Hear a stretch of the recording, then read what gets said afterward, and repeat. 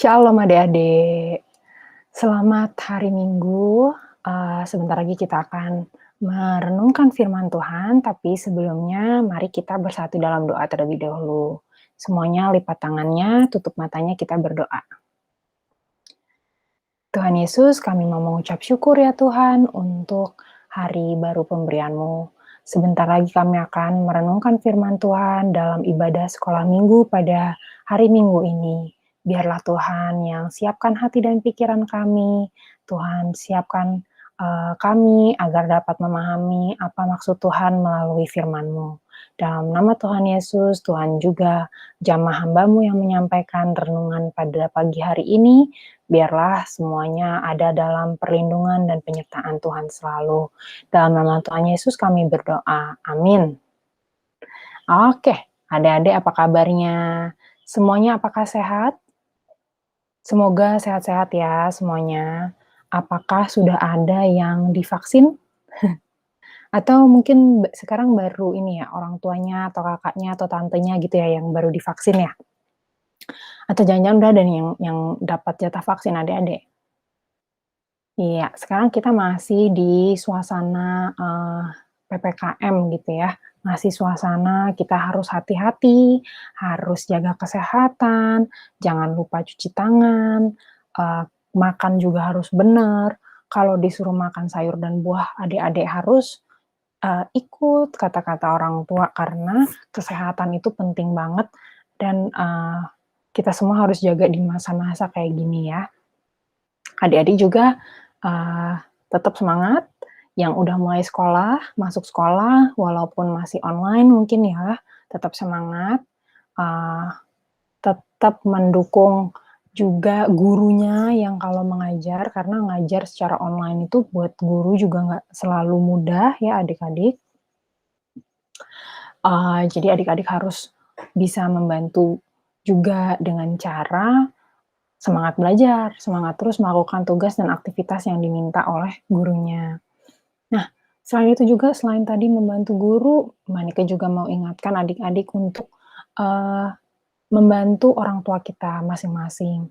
Pasti di masa-masa kayak gini, semua orang tua, semua orang-orang di sekitar kita itu lagi banyak tantangannya adik-adik, lagi banyak, hal yang dipikirkan, banyak beban, yang mungkin nggak diceritakan ke adik-adik, tapi itu tetap menjadi sebuah tantangan, termasuk banyak pikiran gitu ya, termasuk mikirin mungkin mikir sekolahnya adik-adik gimana gitu. Tapi, kita bisa bantu loh, ternyata bisa membantu orang tua kita dengan cara, eee, kalau ada tugas sekolah dikerjakan dengan baik, kalau misalnya di rumah juga, ada yang bisa dibantu, dibantu, orang tuanya ya, ayahnya, ibunya, eee, butuh dibantu apa, kita bisa kalau kita bisa lakukan, kita bisa bantu, gitu. Dan selalu dan tetap semangat sekolah itu juga salah satu cara untuk membantu orang tua supaya, eee pikiran-pikiran yang sekarang orang tua juga lagi harus hadapi juga bisa kita ringankan, gitu ya. Tetap semangat pokoknya adik-adik di masa-masa seperti ini. Eee, kalau, di sekolah belajar, Monica juga mau ingatkan itu juga belajar tuh bukan selalu soal materi aja, materi pembelajaran gitu ya, akademis aja. Tapi adik-adik juga belajar untuk mengelola perasaan. Kalau lagi udah capek, tapi masih harus ada tugas yang dikerjakan, adik-adik belajar untuk bisa, tetap mengerjakan kewajibannya terlebih dulu. Mau main game, tapi tadi udah janji misalnya harusnya ngerjain tugas dulu baru nanti main game. Mengelola waktu, mengelola pikiran adik-adik, sambil tetap minta hikmat dari Tuhan itu juga suatu pembelajaran ya. Jadi nggak selalu pembelajaran itu hanya soal materi pembelajarannya aja, topik pembelajarannya, tapi juga proses adik-adik untuk, mengelola diri itu juga suatu proses pembelajaran yang perlu terus diikuti. Nah, hari ini, Mbak Nike mau membahas tentang sebentar ya, kita buka tentang mengasihi keluarga. Nah, mengasihi keluarga. Jadi, eee, kenapa kita harus mengasihi keluarga? Karena Ya karena Tuhan ingin kita mengasihi keluarga kita ya. Kita buka, Alkitab kita, yang belum bawa Alkitab sekarang boleh diambil waktunya, singkat aja 30 detik yang belum bawa Alkitab, silahkan kita buka dari Efesus 4 yang udah bawa silahkan dibuka dari Efesus 4 ayat 29 sampai 32. Efesus 4 ayat 29 sampai 32. Mbak Niko udah tuliskan juga sih di layar, tapi kalau adik-adik bawa Alkitab lebih bagus lagi. Jadi adik-adik bisa lihat di Alkitab itu judulnya apa di situ. Terus itu sebenarnya ceritanya tentang apa. Kalau hanya lihat di layar adik-adik sekarang itu hanya cuplikannya, hanya sedikit gitu ya, secuil dari apa yang tertulis di Alkitab. Tapi kalau adik-adik buka Alkitabnya, adik-adik bisa lihat sebenarnya ceritanya tentang apa di situ, ya. Oke, sekarang semua yang udah pegang Alkitab, semoga semua udah ambil ya. Kita buka dari Efesus 4 ayat 29 sampai 32. Kita baca dari ayat 29 ya, Mbak Nika akan bacakan. Efesus 4 ayat 29 sampai 2. Janganlah ada perkataan kotor keluar dari mulutmu, tetapi pakailah perkataan yang baik untuk membangun, di mana perlu, supaya mereka yang mendengarnya beroleh kasih karunia.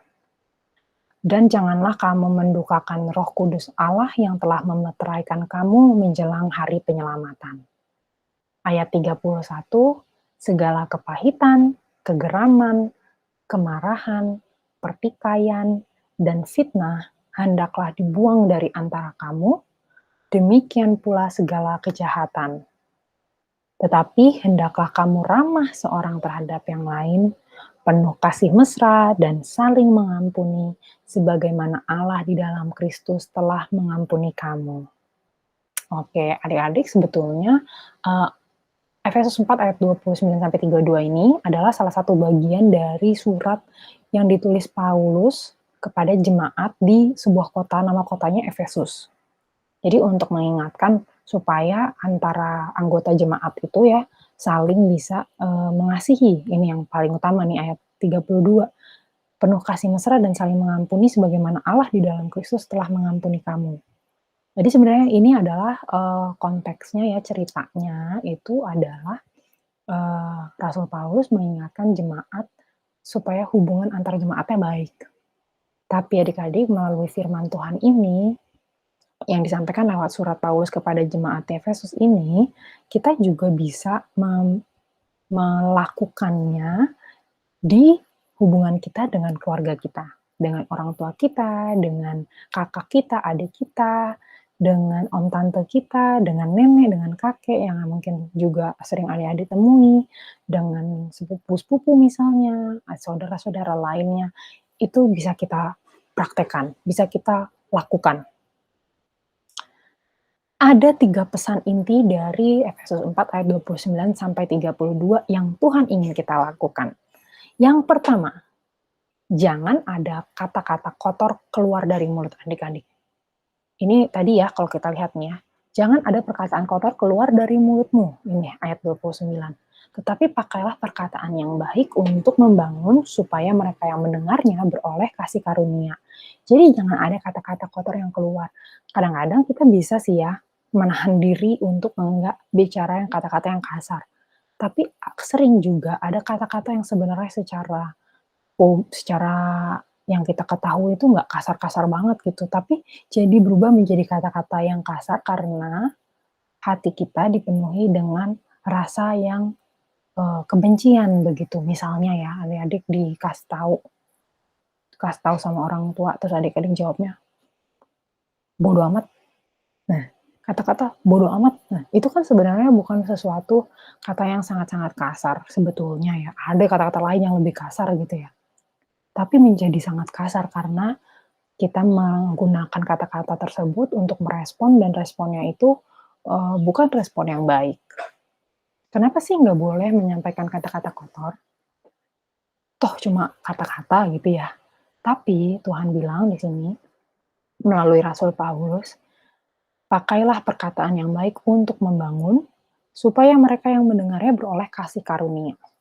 Jadi kalau kita pakai kata-kata yang kotor, nggak ada kasih karunia, nggak ada damai sejahtera gitu, yang ada malah saling sakit hati dan yang ada juga orang jadi merasa sedih kalau, kakak atau adik teman-teman, eee, kalian sampaikan dengan kata-kata kotor, juga tidak senang, orang tua apalagi akan sedih mendengarnya, gitu. Jadi, yang bisa kita sampaikan, yang harusnya keluar dari mulut kita itu adalah kata-kata yang baik, yang membangun. Yang membangun tuh maksudnya yang membuat orang semangat waktu dengar kata-kata kita jadi merasa diberkati. Nah, itu kata-kata yang harusnya keluar dari mulut kita. Yang kedua, rasa iri, dendam, sakit hati, ini harus dibuang. Nah, sebenarnya adik-adik, manusiawi banget kalau kita merasa marah, sedih. Manusiawi sekali kalau kita merasa jengkel, kalau kita merasa, "Loh itu kan hakku, kok diambil orang?" Misalnya gitu ya, itu manusiawi. Tapi kita nggak boleh terus-terusan berpegang pada perasaan-perasaan yang nggak baik itu sehingga memunculkan iri, dendam, dan sakit hati. Kalau ada perasaan-perasaan yang nggak nyaman yang adik-adik rasakan, adik-adik bisa, eee sadar bahwa, "Oh, aku lagi merasa sedih. Oh, aku lagi merasa marah." Tapi bukan berarti itu jadi alasan adik-adik untuk sampai mendendam.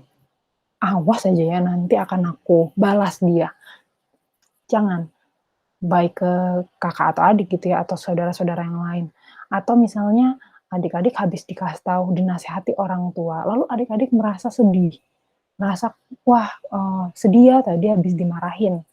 Itu wajar, tapi jangan sampai berlama-lama, terus habis itu membuat adik-adik, "Awas aja ya, nanti aku nggak mau melakukan pekerjaan yang ini, nggak mau melakukan tugas yang ini."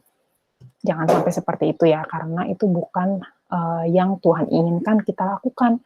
Kalau ada rasa-rasa yang nggak nyaman, kita, sadari, tapi setelah itu kita minta pertolongan Tuhan supaya damai lagi, tenang lagi, kita bisa, eee melakukan kegiatan dengan baik-baik lagi, gitu. Nah, yang terakhir, ramah, penuh kasih mesra, dan saling mengampuni. Tadi ya, ayat 32, ramah, penuh kasih mesra, dan saling mengampuni. Kepada orang di luar keluarga kita perlu, tapi lebih perlu lagi untuk ramah, penuh kasih, dan saling mengampuni dengan orang-orang yang ada di keluarga kita, dengan kakek kita, nenek kita, ayah kita, bunda, ayah, ibu, papa, mama, kakak, adik, om dan tante mungkin yang ada yang dekat dengan adik-adik, harus saling penuh kasih mesra dan saling mengampuni. Maka kalau bisa penuh kasih mesra dan saling mengampuni tadi, kalau misalnya habis dimarahin, sedih, tapi nggak ada rasa dendam, nggak ada rasa yang sakit hati. Sedih itu hanya sementara, setelah itu adik-adik bisa kembali mengasihi, bisa kembali membantu, bisa kembali, eee baik-baik gitu ya dengan hubungannya dengan keluarga adik-adik, dengan orang tua dan keluarga lainnya, gitu. Ya, terakhir adik-adik sebelum kita tutup dengan doa renungan pada hari ini, ada beberapa hal yang pengen Mbak Nika adik-adik Mbak Nika pengen adik-adik lakukan. Yang pertama, adik-adik tuliskan hal apa saja yang orang tua adik-adik lakukan yang membuat adik-adik senang. Itu yang pertama. Nah, ini dicatat dulu aja, silahkan dicatat dulu, ambil kertas, yang belum bawa kertas, silahkan ambil kertas atau buku, terus dicatat, ditulis ya, di buku itu ditulis, satu, pertanyaan pertama, hal apa yang orang tua adik-adik lakukan yang membuat adik-adik senang? Oke, Mbak Nike tunggu sampai semua udah nulis ya. Hal apa yang orang tua adik-adik lakukan yang membuat adik-adik senang? Iya. Yang kedua, hal apa yang orang tua adik-adik lakukan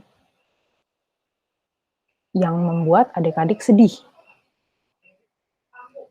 Jadi tadi soal membuat adik-adik senang, sekarang yang kedua membuat adik-adik sedih. Oke, ditulis dulu ya. Nanti jawabnya nanti. Ini ditulis dulu aja. Kemudian yang ketiga, hal apa yang adik-adik lakukan yang membuat orang tua senang? Tadi udah bicara soal apa yang orang tua lakukan yang membuat adik-adik senang. Sekarang apa yang adik-adik lakukan yang adik-adik tahu, orang tuaku senang? Contohnya apa ya, kalau di rumah misalnya habis mandi, handuknya ditaruh di tempat handuk, bukan ditaruh di kasur. Nah, itu orang tuaku seneng tuh, Kak, misalnya gitu ya. Boleh tuh, jadi tapi nanti ya jawabnya. Ini contoh aja jawabannya. Untuk sekarang ditulis dulu pertanyaannya. Oke, yang keempat, hal apa yang adik-adik lakukan yang membuat orang tua sedih?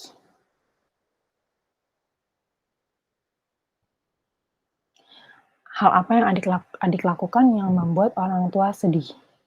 Jadi berantem sama saudara misalnya, kalian tahu bahwa itu membuat orang tua sedih. Nah, itu nanti bisa dijadikan salah satu jawaban. Atau ya yang lain ya, tergantung situasi adik-adik gimana di rumah sama orang tua. Tadi yang nomor 1 dan nomor 2 contohnya ya, misalnya hal apa yang orang tua adik-adik lakukan nomor 1 yang membuat adik-adik senang. Misalnya, kalau dikasih pujian karena selesai mengerjakan tugas dengan mandiri misalnya ya, wah nggak dibantu orang tua, tugasnya selesai, beres semua tugas sekolahnya. Lalu adik-adik dapat pujian dari orang tua. Nah, adik-adik merasa senang karena dipuji, itu berarti satu hal yang orang tua adik-adik lakukan. Nggak cuma satu ya, bebas, bisa banyak. Setiap nomor ini jawabannya bisa banyak. Bisa dituliskan banyak hal. Yang kedua, hal apa yang orang tua adik-adik lakukan yang membuat adik-adik sedih? Ini juga bebas, misalnya adik-adik sedih kalau apa? Kalau orang tua misalnya habis marahin adik-adik untuk sesuatu yang bukan kesalahan kalian misalnya. Itu perlu ditulis. Itu ada hal lain misalnya ya, yang kecil tapi membuat adik-adik sedih, silakan ditulis. Nah, nanti silakan dikerjakan setelah ini, setelah kita tutup dalam doa, adik-adik bisa mengerjakan. Mungkin kalau sekarang sudah kepikiran, juga Mbak Nike bisa berikan waktu sebentar untuk adik-adik kerjakan, ditulis jawabannya, seenggaknya minimal masing-masing itu 1, tapi kalau bisa lebih dari 1, bagus banget. Hal apa yang orang tua adik-adik lakukan yang membuat adik-adik senang, itu dijawab dulu. Terus yang kedua, hal apa yang orang tua adik-adik lakukan yang membuat adik-adik sedih, itu juga bisa dituliskan. Lalu yang ketiga, kebalik sekarang, hal apa yang adik-adik lakukan yang membuat orang tua senang, sama yang keempat, hal apa yang adik-adik lakukan yang membuat orang tua sedih. Oke? Iya. Oke. Nanti mungkin bisa lebih ditambahin lagi kalau tiba-tiba teringat, tapi sambil adik-adik mungkin sekarang ada yang nulis ya, Mbak Nike mau menyampaikan semoga Tuhan berbicara melalui adik-adik melalui firman Tuhan pada hari ini. Bahwa sekali lagi tadi ya, kita tidak boleh keluarkan kata-kata kotor karena itu tidak memberkati orang lain. Kita harus membuang rasa iri, dendam, dan sakit hati, dan kita perlu memiliki keramahan, kasih yang mesra, dan saling mengampuni dengan anggota keluarga kita.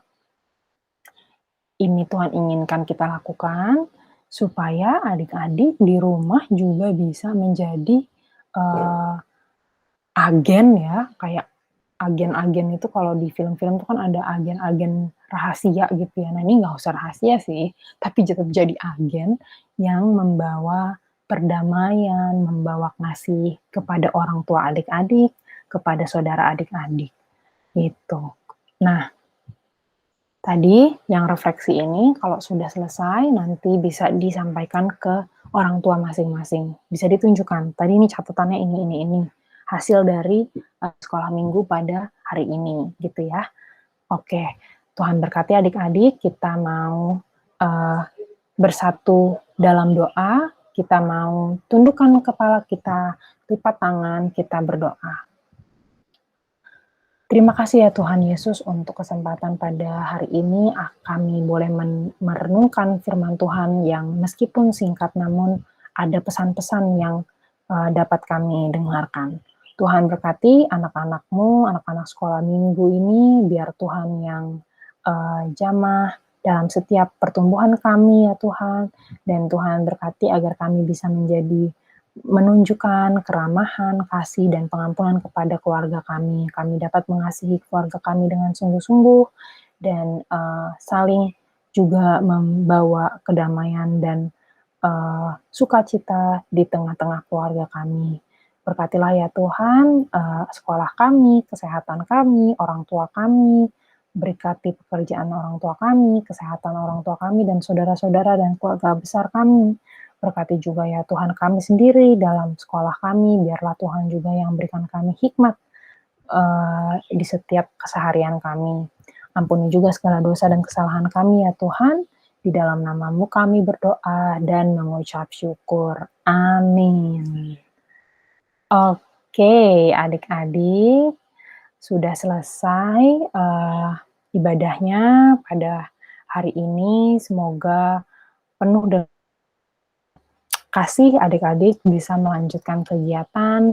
Nanti jangan lupa yang refleksi tadi itu ya, pertanyaan-pertanyaan itu yang belum selesai dijawab silahkan dijawab, yang sudah nanti langsung ditunjukkan ke orang tuanya. Oh ini yang tadi sudah dilakukan selama sekolah minggu. Sampai jumpa adik-adik, Tuhan memberkati. Dadah.